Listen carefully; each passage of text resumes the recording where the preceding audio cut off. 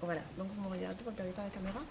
La question en fait, de l'arrivage du franc CFA à l'euro agite assez les économistes. Est-ce que vous pensez que c'est une question taboue? C'est un débat qui existe depuis que la zone CFA existe, que le franc CFA existe.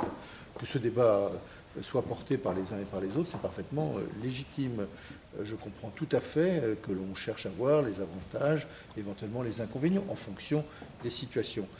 Ce que je veux dire du côté français, c'est que nous sommes dans un espace qui est un espace de volonté partagée, qui est un espace où chacun est respecté, où chacun peut apporter un certain nombre de propositions.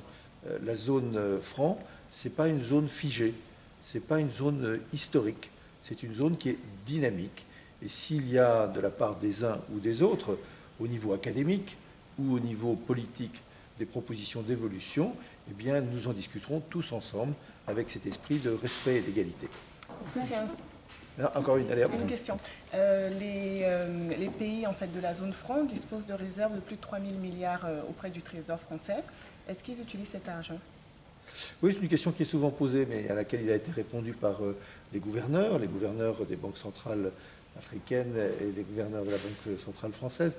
Ces réserves sont indispensables aux pays africains pour pouvoir leur permettre, en fonction des évolutions au jour le jour ou au mois le mois, de faire face à tel ou tel besoin, par exemple payer des importations à l'extérieur. Donc ce n'est pas de l'argent confisqué, ce n'est pas de l'argent mis de côté, c'est de l'argent qui peut être mobilisé à tout instant pour faire face aux besoins des économies africaines.